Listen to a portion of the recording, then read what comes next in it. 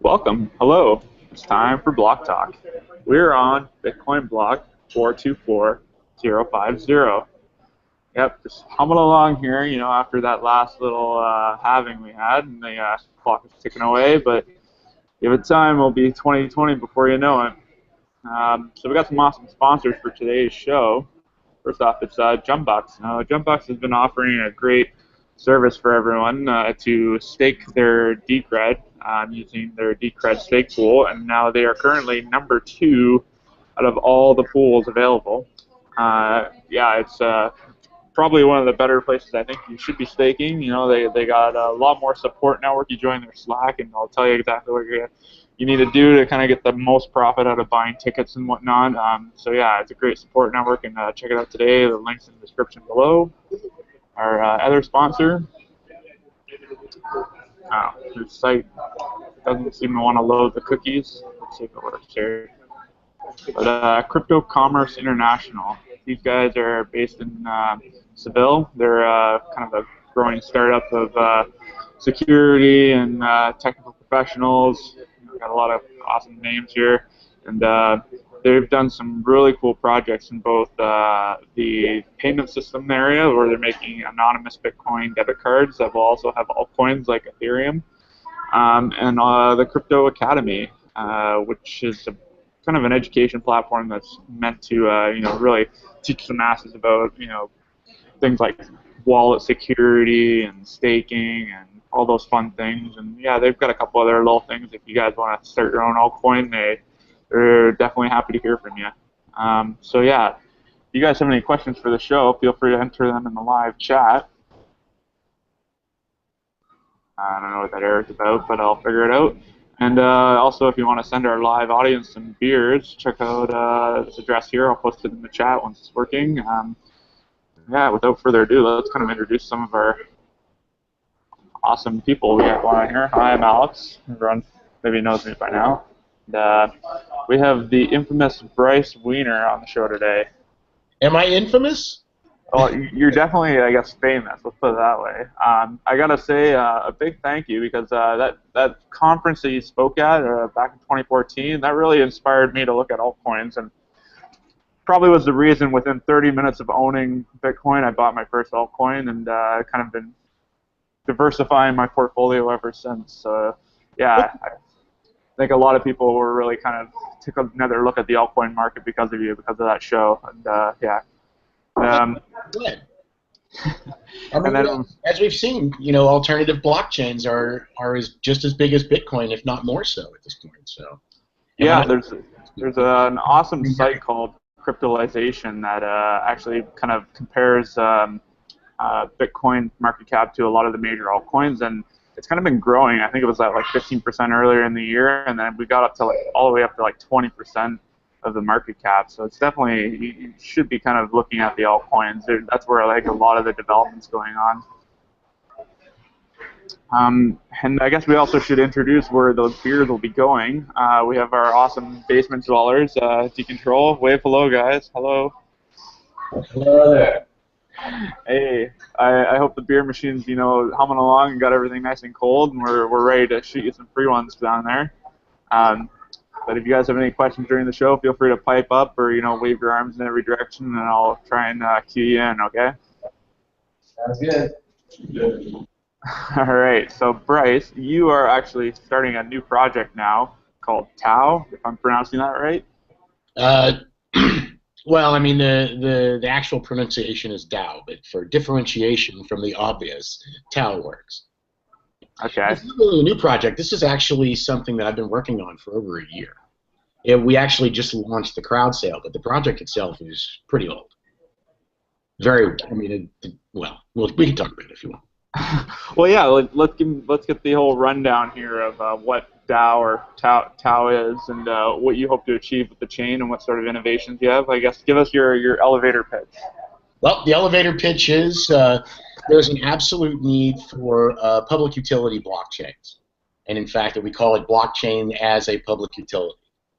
And this is evidenced not only by Ethereum, where you can actually pay enough money and the developers will rewind the blockchain for you, but also in Bitcoin, which is kind of the opposite end of the spectrum, where you can't pay enough money to get those people to upgrade the damn network. So there's a middle ground in there that that we feel Tao is going to fill.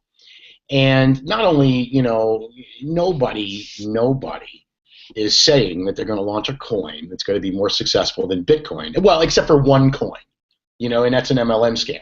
So they're more than welcome to make that claim. I'm not making that claim. This is a tokenized smart contract platform based on the Bitcoin source code. So if you want to call it an altcoin, okay, great. But that's not what it is. It's more than just an altcoin, and there's a lot of stuff behind it that justifies it. You say it's based on the Bitcoin code base, but I actually had someone check it out for me, and they said it's pretty much a clone of Dash. Like it's very similar to the Dash code base, if not, you know, direct copy paste. Well, no, not a direct copy paste. For instance, and there's a real, I mean, the justification, I mean, the proof of this is the fact it's proof of stake, which Dash doesn't have. And when we say based on the Bitcoin code base, what is Dash based off of? Where do all of these? What is an altcoin? You know, the term shitcoin comes from any coin derived from the Bitcoin code base. Now, if you want to call it 3 or 4 steps removed, well, that's cool, but it's still the core, most popular blockchain code base in the world. It is the most tested, it's the most tried, and there's a lot of variations on it, obviously, but everybody, I mean, you go to mapofcoins.com and you can see it. Everybody derives their code from Bitcoin.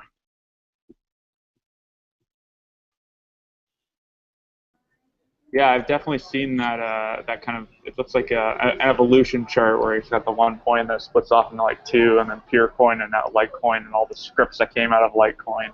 You can definitely see the breakdown, but I think kind of Ethereum stands above, like it's kind of written from scratch, and I believe Decred is also kind of written from scratch too.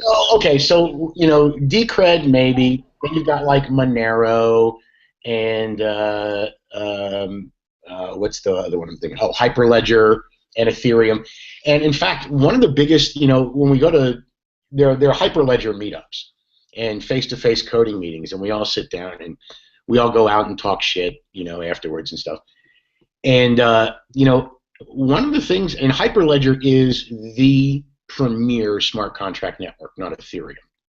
And the proof is in the pudding. Intel is developing chips to power Hyperledger networks, which Ethereum hasn't even come close to yet.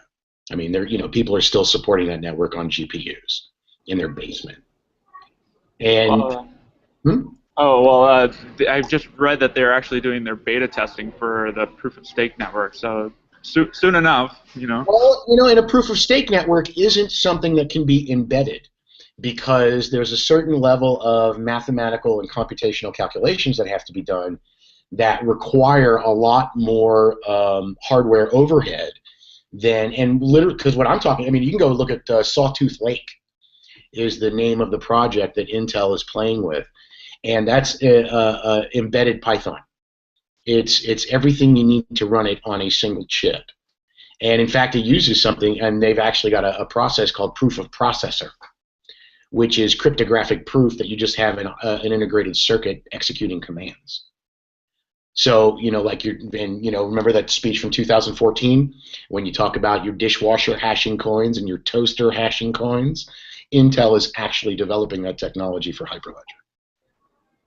Oh yeah, well, we definitely see a spike in hash rate when you know, the winter rolls around in Canada here, and everyone's saying, oh yeah, I'll keep my house and get a little free subsidy and whatever shitcoin I want.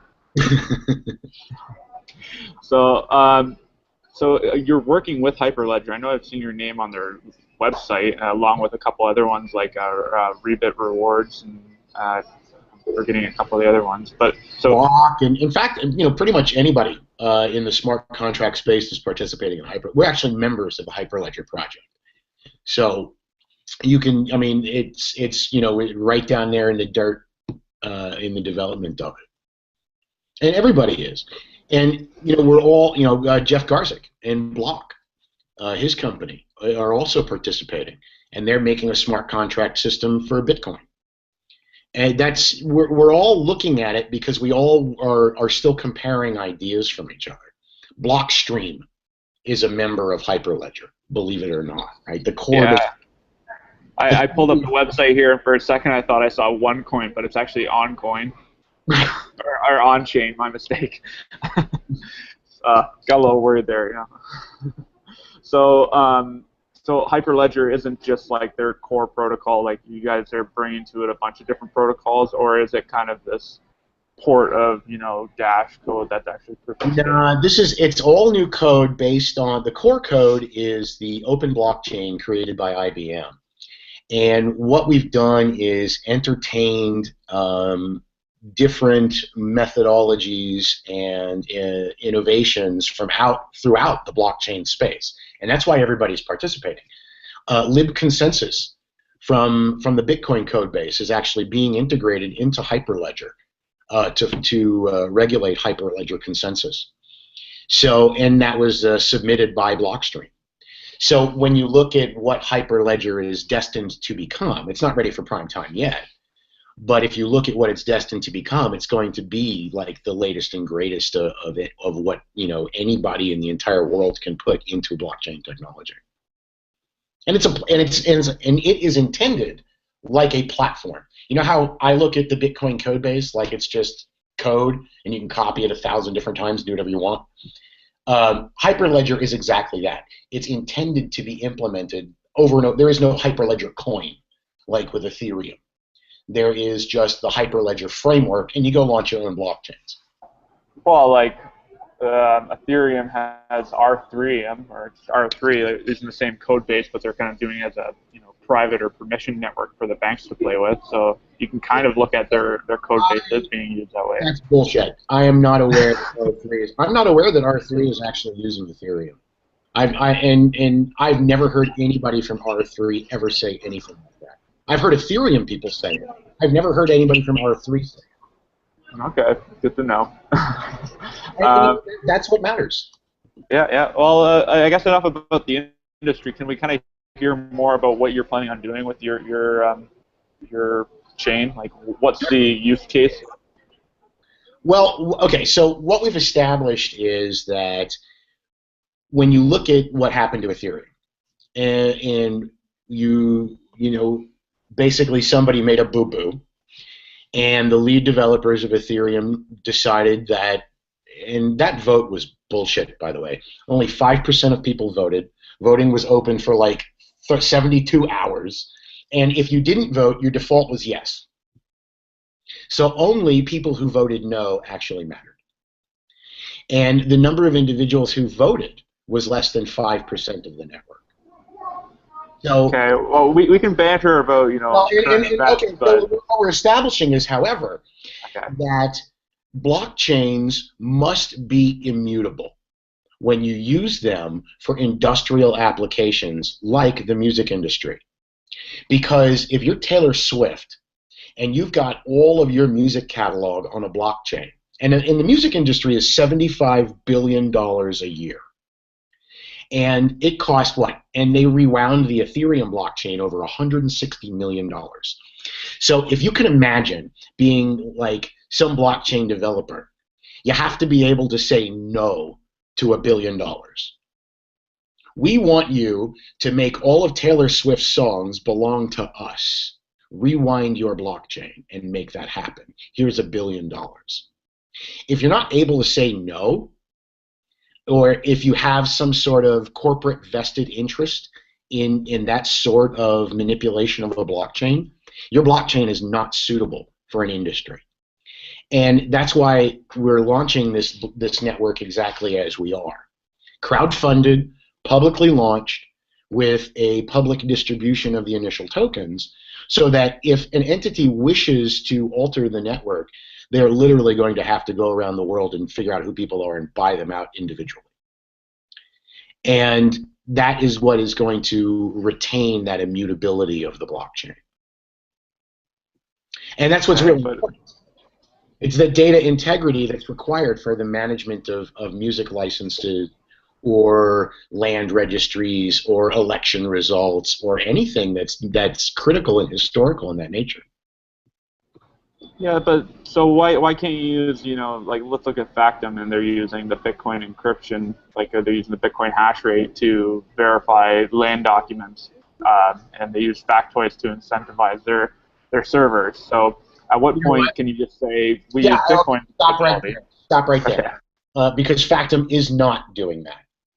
And they've announced it a couple times. It's not really been true. I don't exactly know how much money they've got to do these things. I hear they're doing a lot of work outside of the U.S. and outside of English language news, so it's very hard to track what they're doing these days. But I'm not aware they've actually produced anything. I got a good source saying they're working with the Nigerian government, so maybe that's the non-English countries you're You know talking what? to. I can actually tell you with an absolute fact that that is false. Okay. And I will tell you why. Because, and I'm gonna tell something, and hopefully I don't get slapped for this. Literally, I was in a Bitland. If you're familiar with the Bitland project, the Bitland project is land registries in Africa. They actually have the approval of the Ghanaian government to do all of the land registries for the country of Ghana. In fact, as of this week, Bitland, it has been awarded the very first corporate license to operate a blockchain company in the country of Nigeria, specifically for the building of a land registry for that country. So we actually have the official documentation. We were granted our corporate status last week. Well, this hasn't been announced yet. I'm actually kind of spilling the beans on your show. I'm actually the blockchain architect for Bitland. And I just got my business cards the other day. I don't have them yet. They were just printed. And that's how I know this. No, so when Factom says they're in Nigeria, that's a lie. It's because we are. I know we are. We just got the paperwork signed, and you can wait for Bitland to do the PR to verify. All right. Well, we're getting a little off topic then. Let's go back to DAO. And so you mentioned music licenses and Taylor Swift. So is that what DAO is supposed to be used for? Is the licenses for music? Kind of like DRMs? That's no, DRM's a dirty word. We don't deal with that. What we deal with is rights execution. And we talk about where rights to content come from, and where that, and the fact that the creation of content is what it begins provenance, and provenance is that which determines rights. So when you have things like a piece of music, a single, there could be 20 different people that contribute to any given piece of music that makes it on the air. And all of those 20 people are entitled to a certain piece, even if that piece is zero. They're entitled to nothing, but their name is still on it. That level of resolution just simply doesn't exist right now, and that's what Tao is set to create.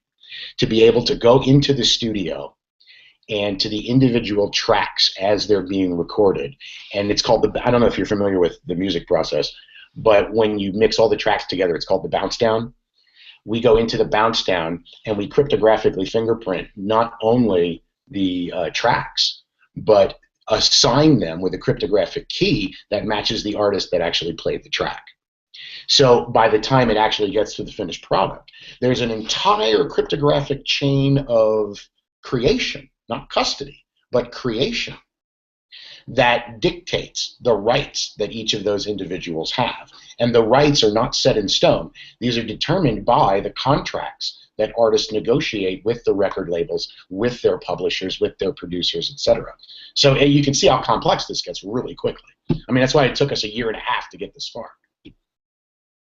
Oh, yeah, I'm kind of playing around my own chain of custody project, and yeah, I think I'm going to be playing with it for probably another year or two. But so you're saying there's a difference between custody and creation. Well, how exactly are they different when they're like trading hands or? Ownership is dead. Okay. Ownership is dead. What exists now is the right to do something. Because I have a Bitcoin private key, and that private key is attached to a certain number of tokens on the network, I have the right to use those tokens. I don't own the tokens. You don't own Bitcoin tokens. They are assigned to you by the network. And with that assignment, you have the right to spend them. So you're kind of embedding ownership in the data itself rather than, say, hashing the data and then putting it, say, in the Bitcoin blockchain. Like That's right. Well, you don't own the data because the data is distributed. But what you do own, the only ownership you have is the right to access that data and the right to interface with that network, which is determined by your private key. Okay, so what's the purpose, I guess, of having your data, like your signature embedded in the data when, say, I can just record the song with my phone and then re-upload it? Okay, so that, you know, for that kind of scenario, that's no big deal. But if you look at something like Patsy Cline's Crazy, do you know who wrote Patsy Cline, the song Crazy? Willie. Okay. Willie Nelson wrote that song, and he's never seen a single dime of royalties for it. And it's because of some contract fuck-up 50 years ago. It eliminates that. You know, Willie Nelson would probably not be in the financial straits that he's currently in if he actually got credit for all of the things that he actually worked on throughout his career. And, you know, this allows that protection for artists. And especially with the way that we're implementing it in the Tao Network. I'll just go ahead and tell you more. Monday morning, I have a meeting with SOCAN, which is the Canadian regulatory body for the assignment of music rights. And we are integrating Tao into SOCAN, or rather SOCAN into Tao. And I'm talking with their IT folks Monday morning on when you upload a song and you register it with the Tao Network, it will automatically be legally registered as your work in the country of Canada. So you're going to have like Nickelback pretty much on your network, and that's well, what we have to look forward to. if you wanted to record a song on your phone and then upload it, you could actually register it, get an ISRC number and an ISWC number, and if you don't know what those are like music codes. They're like UPC codes for music. And you can get those assigned to you. You can have those numbers registered with SOCAN, and then and the end goal is to be able to push a button and actually just spit out a piece of paperwork that you can label and stick in an envelope and mail it to the U.S. Copyright Office and file your copyright without even thinking about it. So I'm not too familiar with the acronym that you said. You said it's a Canadian registry, or? Yes, sir. SOCAN. Okay. And do you know how many? Because I actually looked up the three major ones when I was actually looking into a little bit about Trump getting in trouble for using music. There's ASCAP, BMI, and the SAC. ASCAP is the United States. BMI is sort of the U.S. and Europe. But SOCAN is the Society of Composers, Authors, and Music Publishers of Canada. Okay. So yeah, like. And those are called PROs. What? Sorry. They're called, the acronym for those is called PROs. Okay. And is that kind of the same thing as what who you were meeting with on Monday, or is it slightly different? No, we are meeting with SOCAN, from the Canadian regulatory organization. Okay. Just out of curiosity, do you know like how many artists they have in their catalog, or? Oh goodness. Hold on. Let me see. SOCAN. So SOCAN is the biggest registry in Canada. Yeah, I mean, I would. I'm in the music industry, and I've gone through the process and everything, and it's but I have a question though. Do you think they see this as potentially a threat to, like, do you think SOCAN would eventually maybe be redundant in the future, or something similar to it? You know, that's a very interesting question, and you know, it's sort of, I'm going to say yes and no, maybe. if we talk about disruption in the music industry and what blockchains stand to bring, the biggest disruption comes in these PROs, which are the professional. I don't know what it stands for. Performing Rights Organization. That's what it is. PRO. So that's ASCAP and BMI and SOCAN. What the biggest disruptions are for these PROs, the performing rights organizations, and for metadata aggregators such as Gracenote and EchoNest.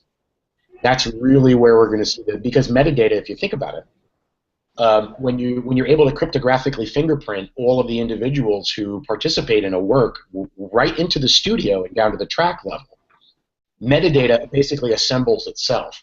And a very good friend of mine is one of the founders of Gracenote.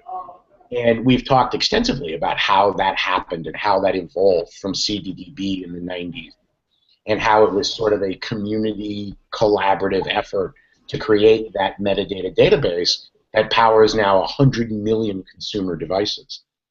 My friend, her name is Ann Greenberg. She owns, I think she's got like a dozen patents to her credit for metadata aggregation. So that level of the music industry changes. Publishers, not really. Doesn't really change. Record labels doesn't really change. Distributors slightly changes, but not any worse than what they had, when digital came along. But the PROs and metadata providers really stand to lose the most. And I'll tell you right now, ASCAP is working on an IBM blockchain with IBM. I know this for a fact. We've got the same engineer buddies in common.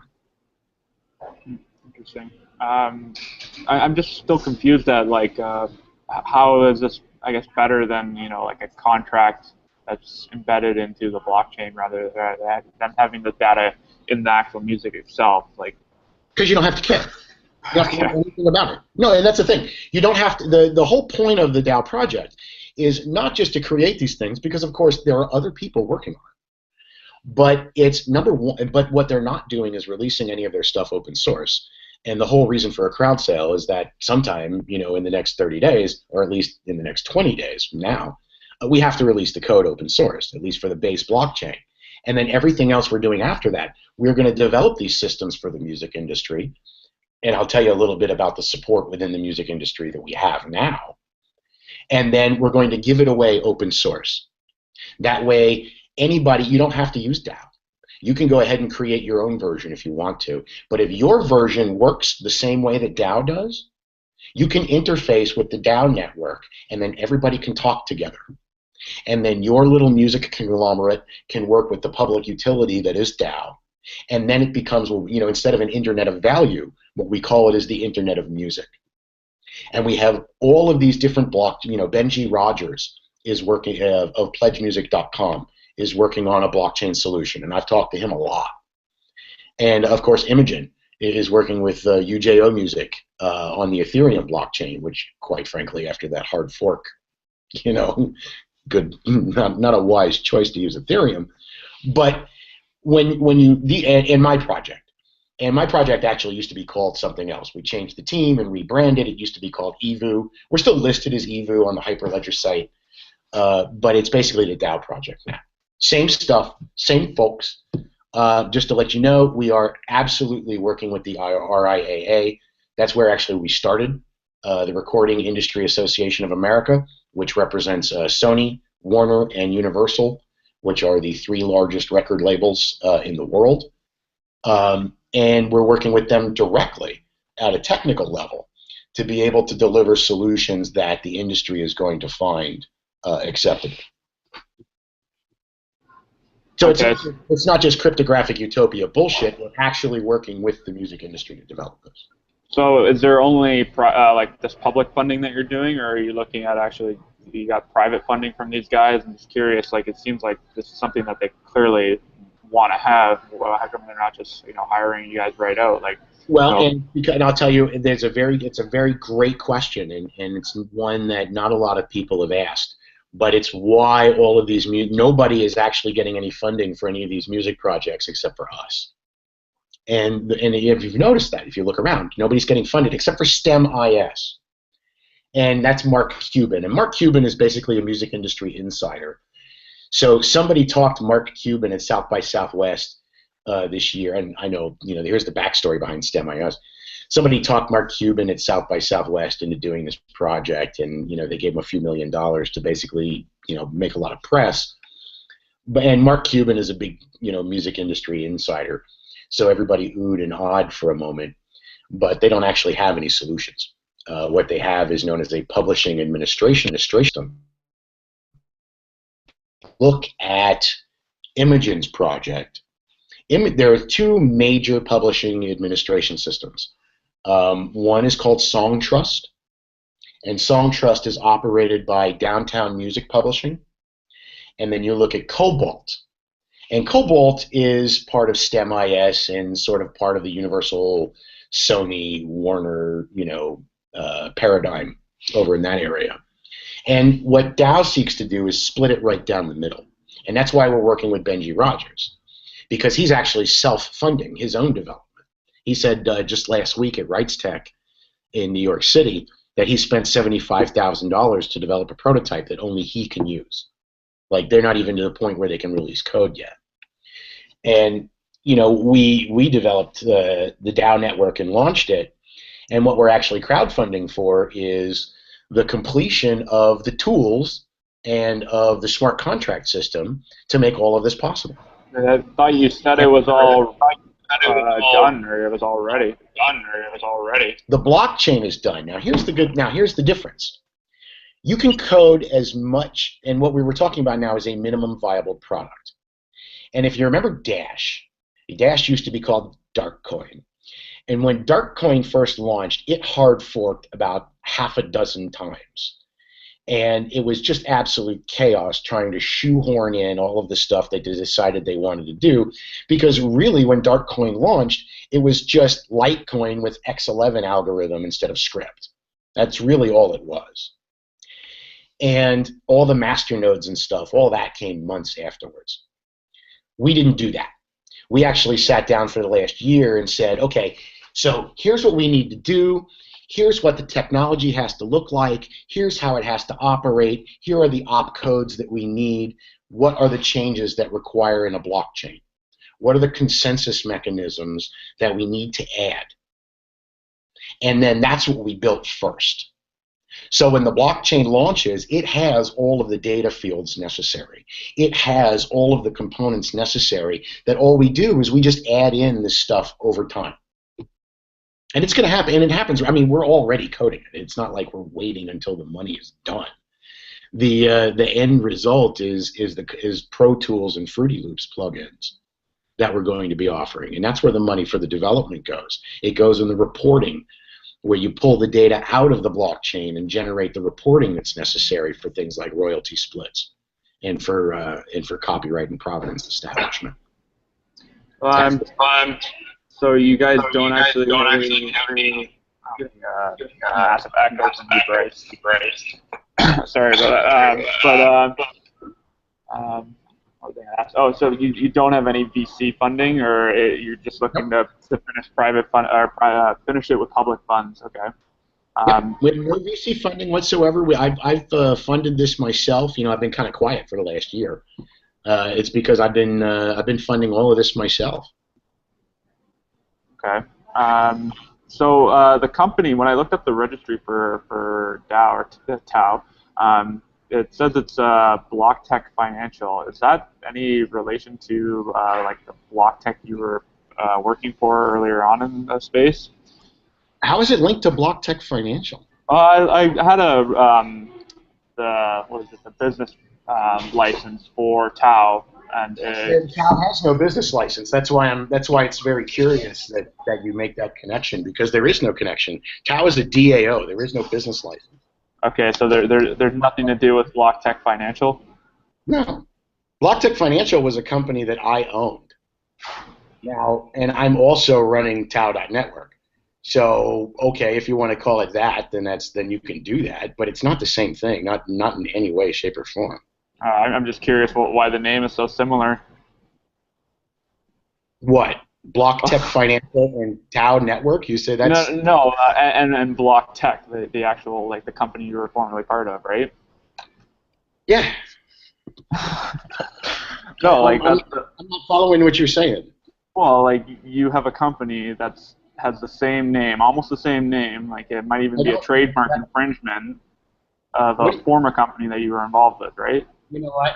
You're making assumptions that are simply incorrect, and to be honest with you, that's proprietary business information, and none of you, quite frankly. Well, I found it online, so clearly it's public. Blocktalk Financial has nothing to do with the Tao Network, and in fact, Blocktalk Financial was a defunct company at this point.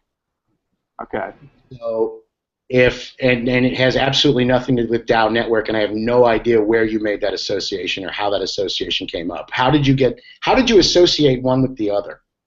Yeah, I looked up the domain and then I kind of did a little tracing back. But yeah, I got friends who are able to kind of do some. So wait a minute. You looked up the domain and then you did a little tracing back. Okay, I'm a research analyst, so when you say you did a little tracing back, walk me through that.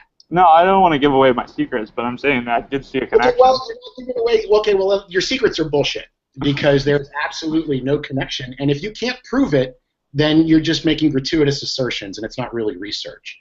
So let's just skip that and move on. Okay, so the ICO, are you guys doing it through an escrow of any sort, or?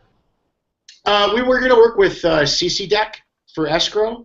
But they actually let me know that they're planning on doing an ICO every week, and that was a little bit aggressive, and they weren't able to accommodate us. And I got a message from Ronnie over there at CCDEC with profuse apologies that they weren't going to be able to handle our escrow. So we've just gone back to the fact that if anybody wants escrow, they can just ask, and we'll go through any one of the number of reputable Bitcoin escrow companies and make it available that way. I mean, it's not a problem. We were just going to use CCDEC because they use Openledger, and there was a certain level of automation that can be done, but they just didn't have the time with all the other stuff they already had on their plate. So you're not using them, but do you have another like escrow service that you're using, or? As I said, if anybody wants it, they're more than welcome to ask, and then we will simply choose a professional, reputable escrow service provider that's acceptable to that individual. So no, we have. Where are people selling the Bitcoin right now? You guys are receiving Bitcoin right now, so it's coming into like your personal wallet? No, they're going into multi-sig green addresses. Okay, so but you still have the 2 or 3 keys required to move them, right? Like you guys have control of the funds right now, right? That's absolutely correct. And we are moving money and we are spending money on stuff. Like for the PR that went out last week. Oh, so you're moving the funds right now? Yeah, we are paying for things to build the network and promote the network with the funds that are already coming in, absolutely. Okay, so what sort of guarantees do we have that, say you're moving them to an address and then some other Bitcoin is coming back and then being sent to the address again? How do we know there's not like a vicious cycle going on here where you're like refunding the address? You could be using the same 7.5 Bitcoins and then it comes back again after going through a mixer or something. Like, what sort of guarantees do we have that that's not happening? Well, for instance, there was the PR that you actually could go and see that we released, so obviously that money was spent there and did not, that's what I'm saying. Like, I don't really know what you're asking. If we spend money on stuff... It's a simple question. It's just like, I'm just curious, how do we know that the money's being spent on that? You can say, oh, well we spent 3 Bitcoins on PR. It's like, but maybe you only spent 2. Are you doing a shitcoin self-buy pump and dump? And the answer is no. We are not doing self-buy. My question is, what sort of securities are in place? What sort of transparencies are there? And you're just saying, well, if anyone asks for us to have an escrow, so I would like you to do an escrow case. If someone I had all of the Bitcoin deposit addresses published and associated with the Tao addresses initially, and I was asked to remove it because of blockchain analysis for the fact that could be traced back to people through the blockchain. And individuals investing in the Tao network can be identified. I was asked by investors to remove the BTC addresses. Okay, so how come you didn't... I just published them. Seriously. All right. Well, did you not think to maybe talk to even like I know Bill from Bittrex even reached out to you right away and said, hey, why don't we talk? And like they probably would have hosted your ICO too, like and then they You know could have what? been Bill from Bittrex also charges a fee. And they also didn't approach us until after the ICO started. I mean, so, okay. Well, I mean, like that's why you would maybe plan ahead to have an escrow in place before starting an ICO, right? Like, Did, and we also said, I mean, you're asking the same questions, so I'm just going to keep answering them. And if anybody wants escrow, we're more than happy to provide it from any reputable escrow provider in the space that an individual desires.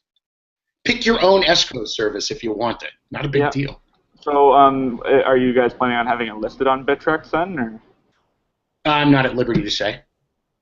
Okay, because that's one thing I've kind of discussed with Bill is that usually the ICO and everything, those costs are lumped in along with the lender.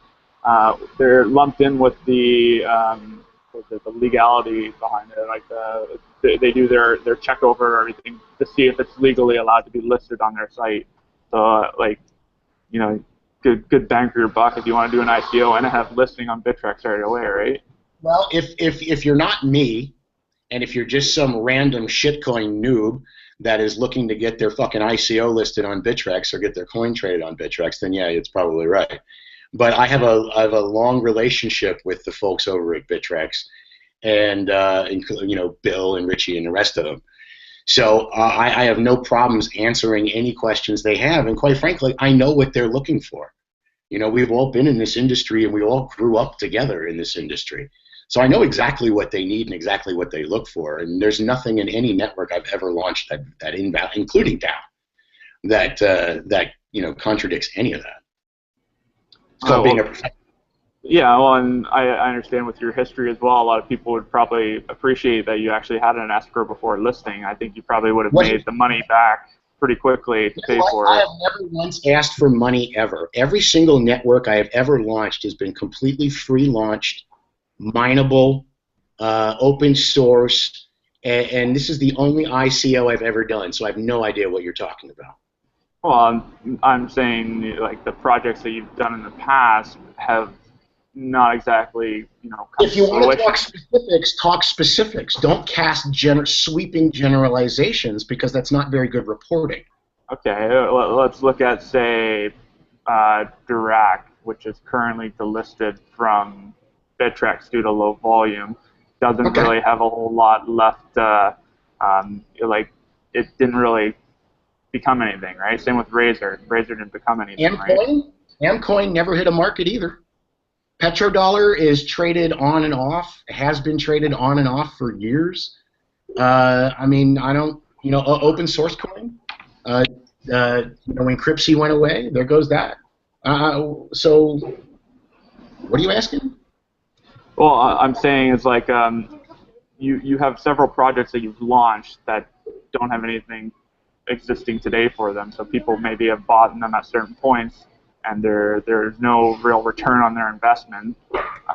So what's the now instead of people contributing, you know, mining towards them, or if them even buying people's or even buying tokens on the exchange, if they didn't get a return from those, now giving you BTC into an address that you control, where's the trust involved, or how are they going to get a return, or how can they even expect a return at this point? And if my name is Bryce Weiner, and I'm a U.S. citizen, and if I steal your money, I can be arrested. Yeah, but like we've learned in the space, like if you make promises and then, oh, you know, we had this bad business dealing and then this didn't happen, it's not technically stealing, but we don't get the money back. That's really what kind of comes down, right? Like if you launch a failed business, well, we just made a bad investment and we didn't get stolen from. So you know what? My question to you is like, how do we know this is a good investment if we're just straight up giving you money, right? Who is we? The voice of crypto, I guess. I don't know. A lot of people ask me to ask you things, right? No, what we're talking about is a very small percentage of shitcoin traders that you hang out with. And I know this because we're in the same chat rooms. And it's always the same. It's like the usual suspects over and over and over again. So when you say the voice of crypto, really it's just a couple of Like, it's like the vocal minority. And what you don't see are the PMs and emails and communications I have outside of the limited little chat rooms where people are, number one, posturing for trades, because that's what those chat rooms are for. That's where the poker game is played. So when you hear people talk about, you know, oh, fuck that coin, blah, blah, blah, how do you know that they didn't say fuck that coin, fuck Bryce Weiner, and then put 6 BTC in before the 25% bonus ended? And now next week, now that the bonus is over, maybe they'll change their tune and encourage other people to deposit because now they've already got money in the game. And they've got a bonus. See, this is that sort of volume and that sort of chatter is utter nonsense if you actually understand the game of shitcoin trading and how it's played. Okay, so actually, rather than going to a chat room for questions, I think Decontrol maybe has a question. Taylor, new haircut, nice. So I want to talk more about what you think of proof of stake. And there are a lot of things that blockchains promise us to do, and one of those things is immutable data, and data that we know the history of. In Bitcoin, we have a very strong guarantee what the history is, because in order to change that history, you have to expend real resources in order to change it. Like, you're constantly in this race against the entire network. Can you just comment on how that works with proof of stake? Like, how do you have any proof of immutability if you just have a lot of coins, you can change the history? Well, because actually, I mean, and you know, to really technically answer your question, it's not just proof of stake. It's actually a hybrid proof of stake, proof of work network, in the same vein that Peercoin operates. Yeah. My other comment, I was just quickly looking on your website, is you're talking about being able to verify smart contracts through this system. And it says on the website that you can verify smart contracts of any language. It mentioned Solidity, it mentioned Python, it mentioned Go. How is there network consensus for all of these contracts? How is that possible to guarantee consensus if you're running all sorts of different code? Because we can rely on the individual consensus of the networks that the code is executing against. And because they are also based on consensus. So, and you're sort of confusing things a little bit. What we had mentioned in the document that you're referring to is that the smart contract system is language agnostic, which means that you can create a smart contract for Tao in any language that you like. The execution of that contract is then cryptographically verified. You know, the outputs are verified. We don't really care what it is that you do in the meanwhile, because if the outputs are exactly as the network expects, you can do anything you want. I mean, that's literally the flexibility of the system. So I think what your question is more along the lines of, what are the consensus mechanisms that are important to Tao? What is it that it validates that from those smart contracts? And for instance, like the subchains, that's one of the primary is the tokenization of assets. You know, new asset token classes on a single blockchain. That consensus, you can create those assets with Solidity. You can create those assets with Python. However, the execution against the Tao blockchain, regardless of how the transaction is created, is always executed exactly the same way.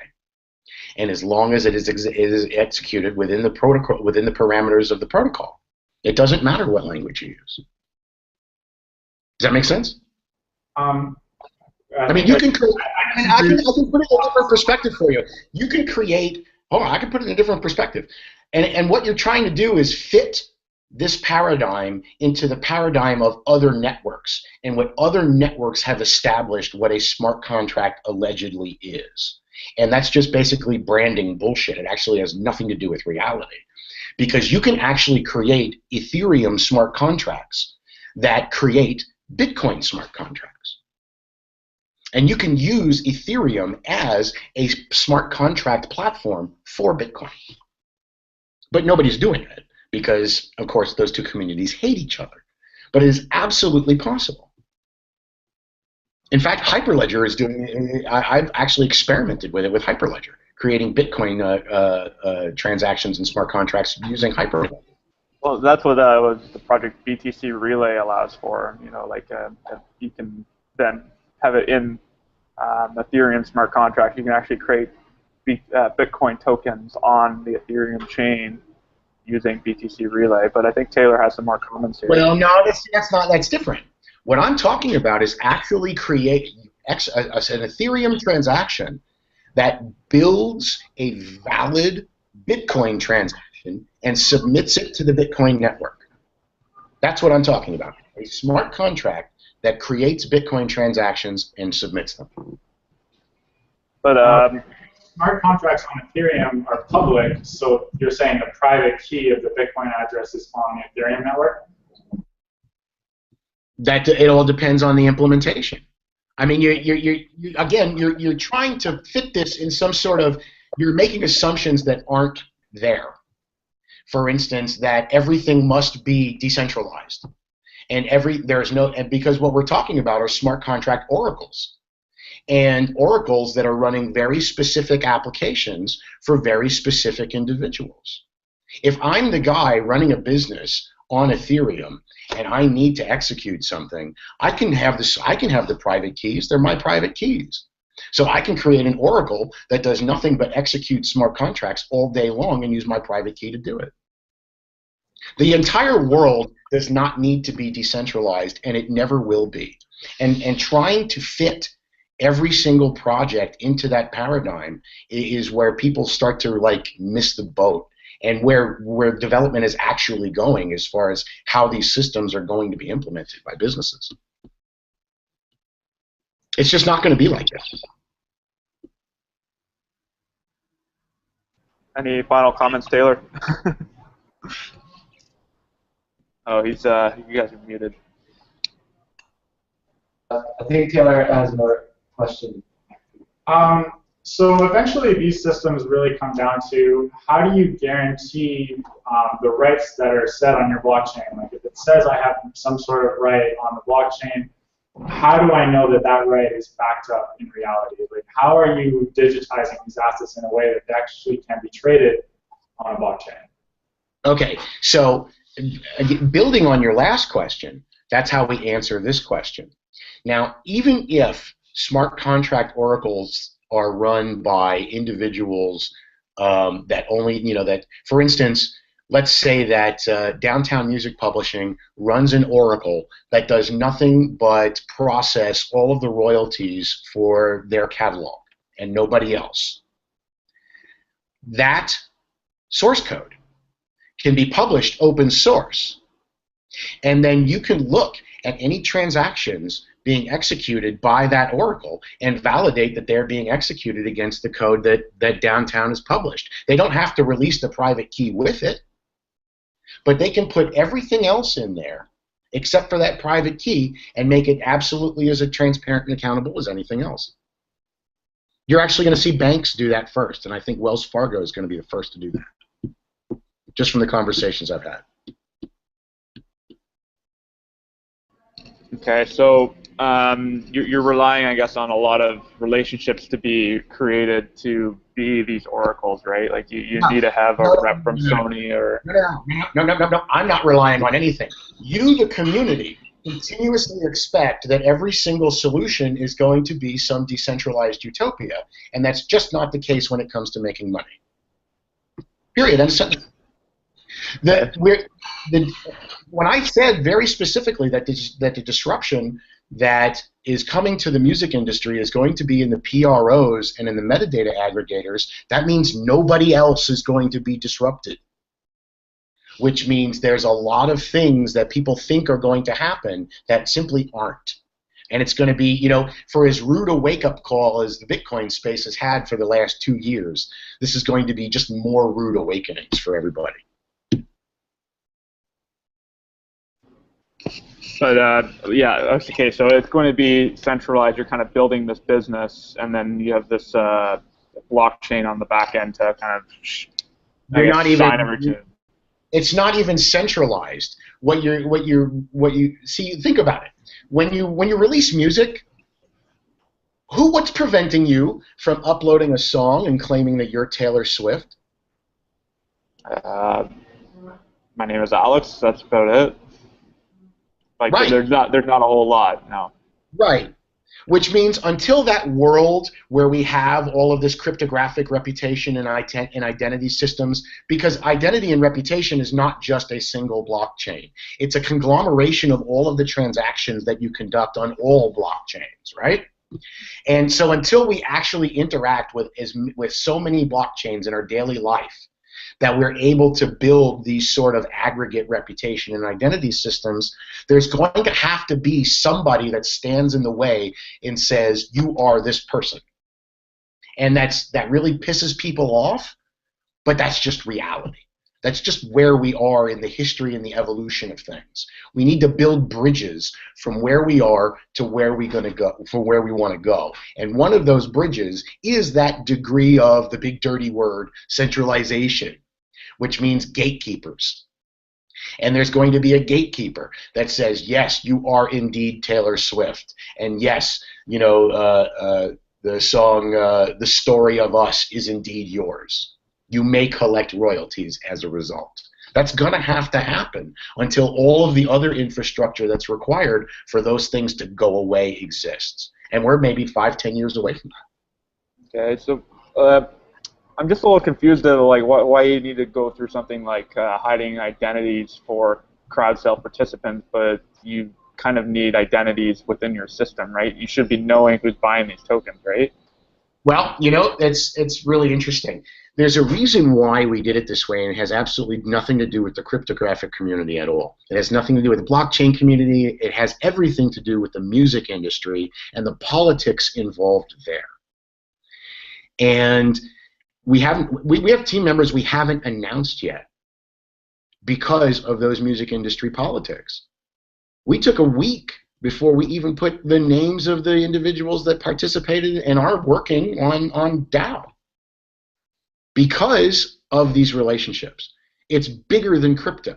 It has absolutely nothing to do with blockchain or trying to hide anything except the respect for the very powerful individuals that we're bringing to play on this network.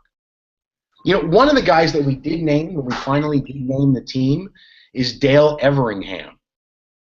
He worked with Beyonce, Destiny's Child, En Vogue.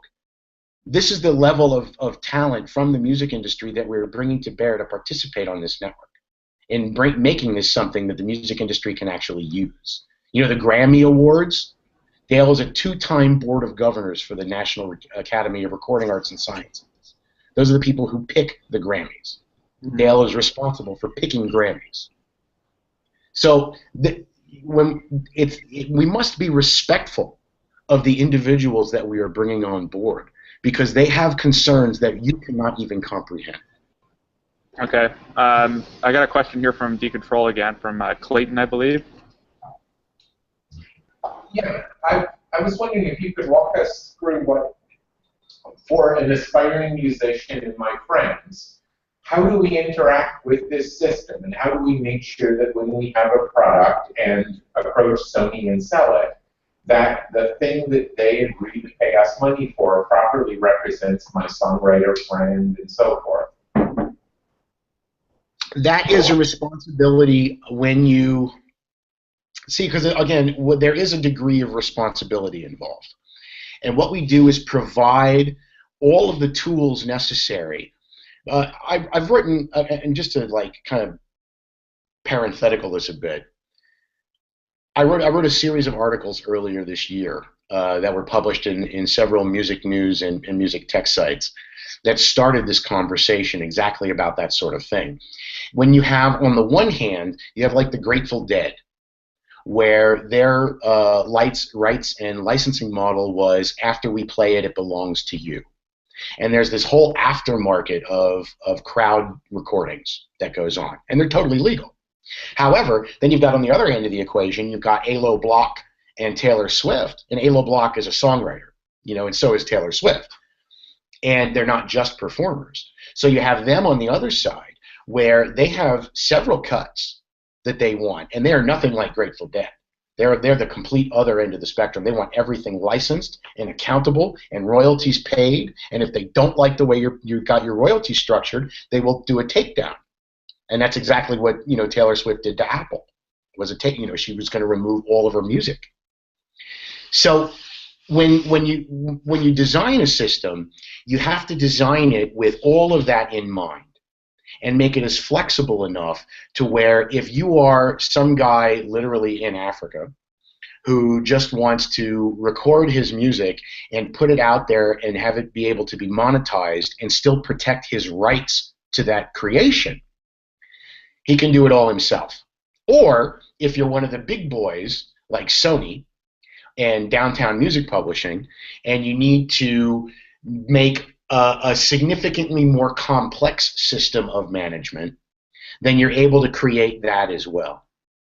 So the tools, on the ground are like apps and plugins, Fruity Loops plugins and Pro Tools plugins, and even Alex suggested an app for the phone, and I didn't even think of that. I mean, literally, we're focused on the studio kind of recording stuff. But because everybody uses Fruity Loops, I mean, it's not even, like $99. So it's really cheap and really popular mixing software. And if we can integrate into that level, we instantly capture that home market. And now you instantly have a way to import your finished products after the bounce down and up, and because what we're talking about in music terms is a master recording. And what you do is you cryptographically secure your master on the blockchain. And then your rights, the split sheets. In fact, we have the functionality where you can actually attach a scan of the split sheet to the master and then verify that the cryptographic splits match the split sheet that was filed with the master itself. But if you're like a garage band, you don't have that sort of concern. But if you are Metallica, that's absolutely important. So you can sort of skip steps if that thing is not, if that level of resolution is not important to you. Does that answer your question? Largely, but I was wondering if you could get into, let's say this will be important to my songwriter friend and I. How do we establish our identity? What are the actual steps if we wanted to use this now so that we would have a, not just the final split like a piece of paper we write, but how do we start before we've created all the tracks that get mixed down into this? How do we start attaching control to those beforehand so that my beats can't be taken later? Well, and that's very, I mean, that's an excellent point. That's an excellent point.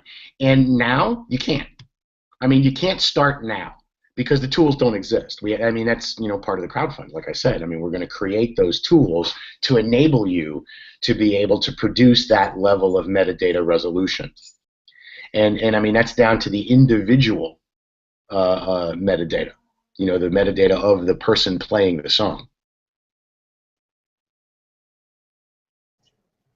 So I don't mean as much what are the tools, because yes, of course those will evolve. I mean, what do the messages look like? Do I just create a private key and sign something saying, hey, I made this track? Is that essentially what everyone is doing? And then yeah, at the base level. At the base level, absolutely. And if you require more identity verification, and here's the fun part. I was actually talking about this earlier today. Because of our experience in the fintech space, we already have all of the tools necessary in order to provide that level of identity verification. It's called AML KYC. We already know how to collect that data, how to protect that data, and then how to analyze that data in order to be able to say that this individual is this person, lives at this address, with a relative degree of certainty, at least a degree of certainty that's able to be held up in court, and that's what we're talking about. So when we talk about identity from the music industry's perspective, for royalty splits, etc., really what we're talking about is AML KYC. And if you're Taylor Swift, you are going to go through the entire AML KYC, you know, I'm putting that in parentheses, AML KYC. You're going to go through the entire identity procedure in order to establish your identity so that somebody else later on can't come along and claim to be Taylor Swift and make a lesser claim and then actually be assigned those works. So, you know, the bare minimum is, yeah, you can have a private key, whereas the maximum is your private key is attached to your state driver's license or your passport or as tax documents or things that go to further establish your identity.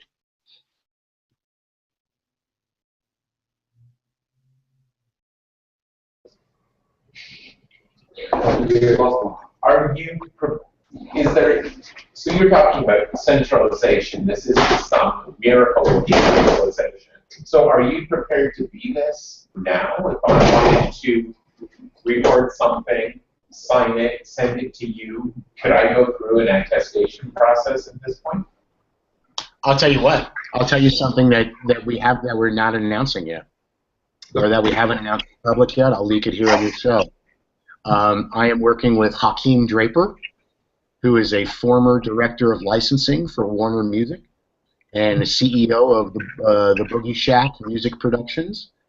And we are actually going to be going into an operating, profitable music publisher, and we're going to go into their business operations, learn how they do things, and then code that actually works for a business, as opposed to trying to impose some sort of cryptographic, you know, paradigm on somebody that's already making money. So what you're asking is, yeah, eventually we're going to be able to provide that, and we're going to learn how to do that by going to a real music publisher with real money, and because, you know, music is like gold to a publisher. You know, that's their product. And when you talk about putting music on a blockchain, you have to talk somebody into trusting you with your gold, you know?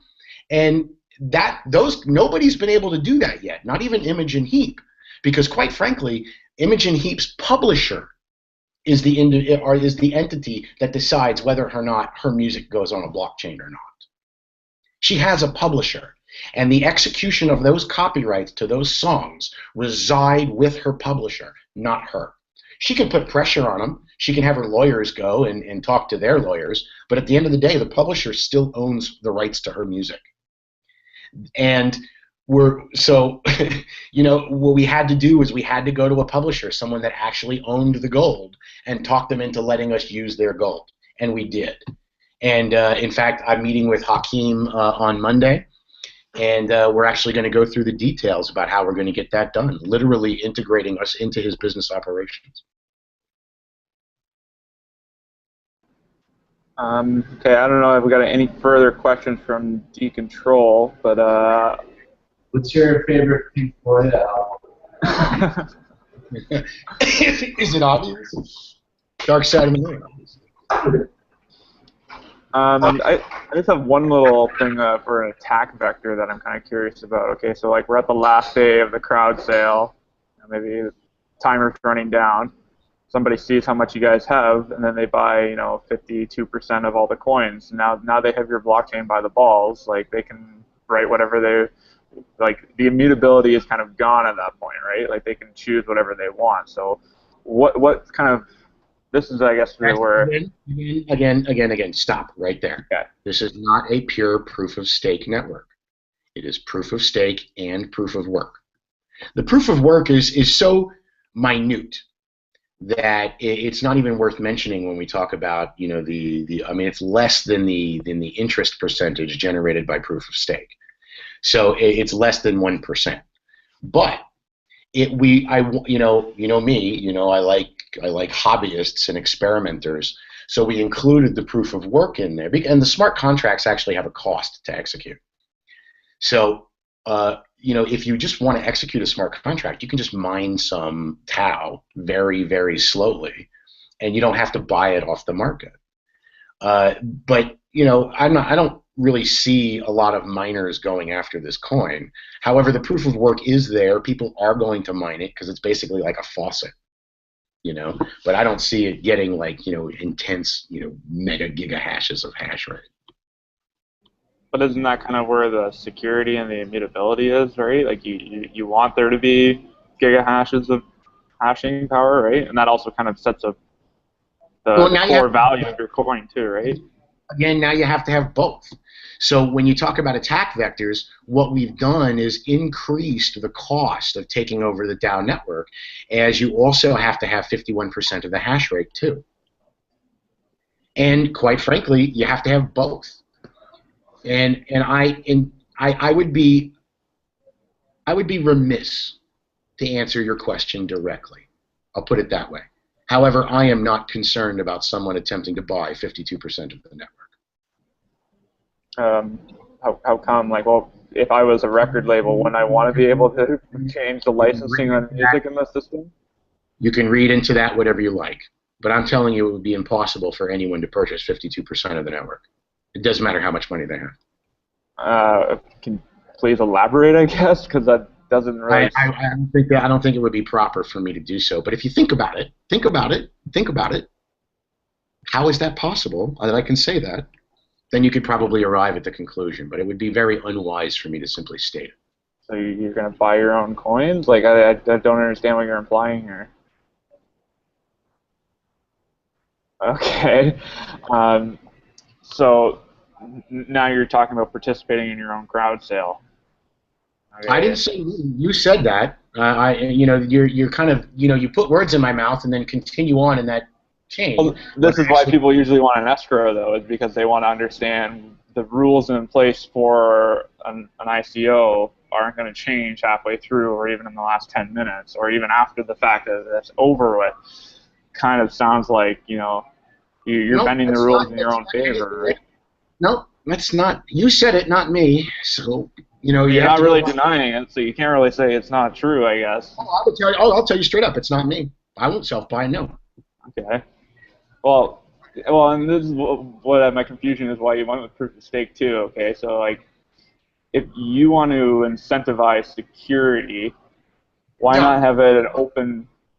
I don't want to incentivize. It's not a matter of incentivizing security. It's a matter of incentivizing participation of artists, because artists can participate through proof of stake, and they cannot. And it's much easier and much more accessible to participate in the network directly through proof of stake than through proof of work.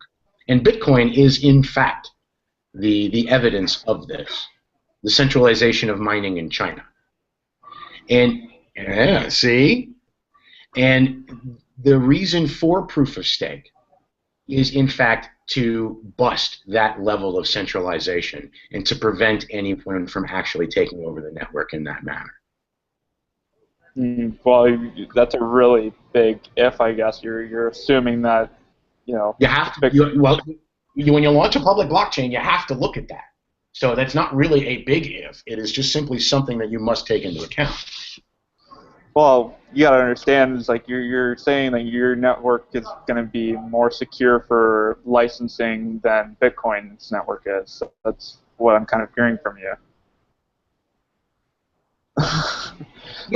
Yeah, absolutely. Because Bitcoin, and I'll tell you why, too, and it's really easy. I can explain it really easily.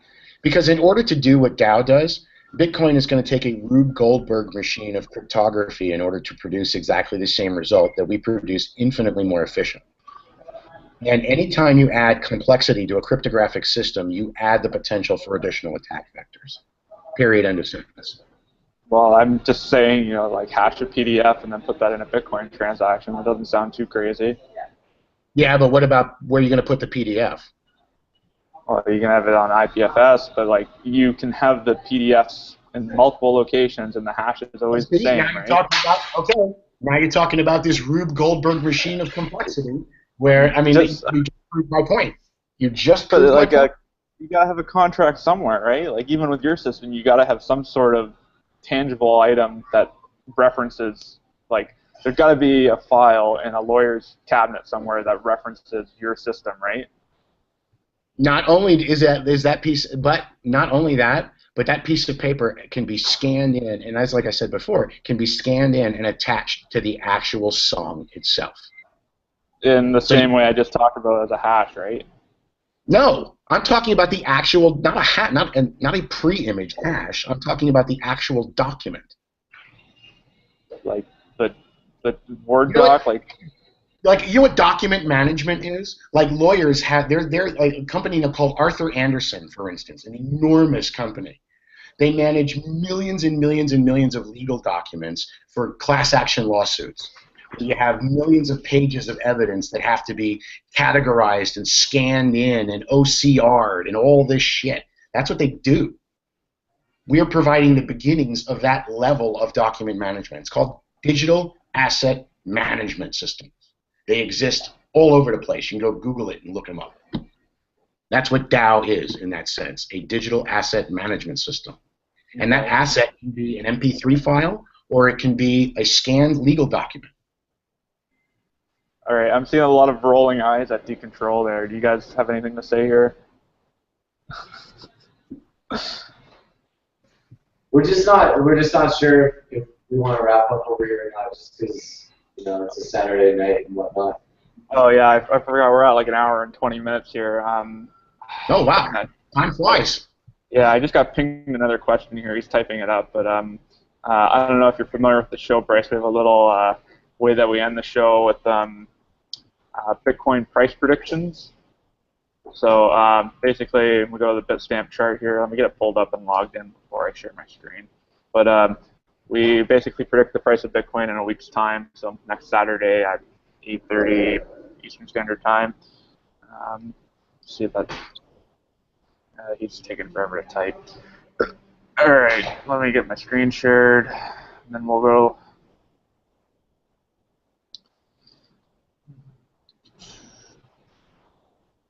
Okay, you guys see that? Oh, it's loading. Woohoo!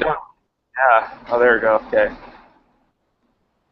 So we got a little bit of a pump going on here. Let me go back to US dollar. He's taking a sweet time typing. Whatever. Sorry, buddy. You're gonna have to do it next show. All right, Bryce. What do you think the price is gonna be of Bitcoin in a week's time? 610. 610. All right. And I'm gonna say, I'm gonna be the bear of the room and say we're gonna go back down to the bottom of that range and say 560. Let's see, Cam, you got a guess in over there? Yeah, 8,000. You're getting a bit more reasonable with me now. Like I know last show you said 10,000. I think it was like 9,999. So 8,000 of it. $1,000,000. Sooner or later, he's gonna be right. Taylor, you got a guess? I'm gonna stick where we are, 620. 620. Okay, price is right. Clayton.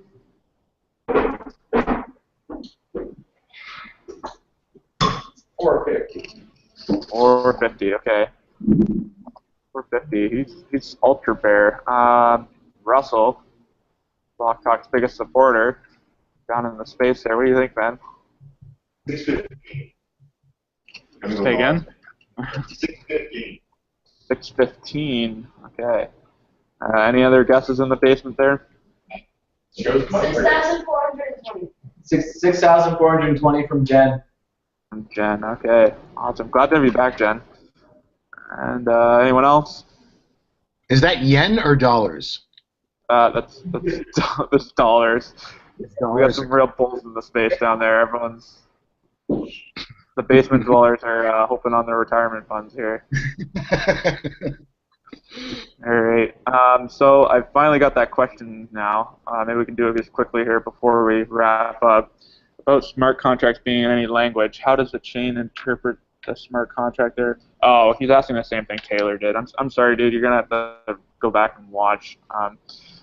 All right. Well, this has been a very interesting show. I'll go ahead and address it again really quick because I think it's important. People are still asking it, so maybe I didn't answer it, very coherently. Ethereum is the only smart contract blockchain that does that. There are lots of them. The only one that operates that way is Ethereum and its clones. That's it. I mean, that's the easiest way to describe that. It's not the only way to do it. All right. I hope that answers your question, dude. And yeah, thanks to the guys in the space there. You know, happy to have your questions. Bryce, yeah, thanks for coming out. And you know, Alex, thank you very much, man. This is great. I really appreciate it, and thanks for getting a little bit of tangle in there. Because you know what I do? I do talks and interviews all the time, and rarely is someone willing to take a challenge and get a little dust up, maybe argue a little bit. I really appreciate it. Thank you very much. that's what we try and do here on Blocktalk. It's 21 questions, and you know, sometimes they get a little tough. You know, we try and find the true value. If you can't answer it, you don't understand it, man. I appreciate it. Thank you. All right, we'll talk again soon, maybe in a couple months' time when we got a couple record labels on the show with you, you know? Hey, you know what? It might happen sooner than you think. All right, here's hoping, I guess. So I'll end the broadcast here, and thanks for everyone for tuning in. See you in the next 1,000 blocks.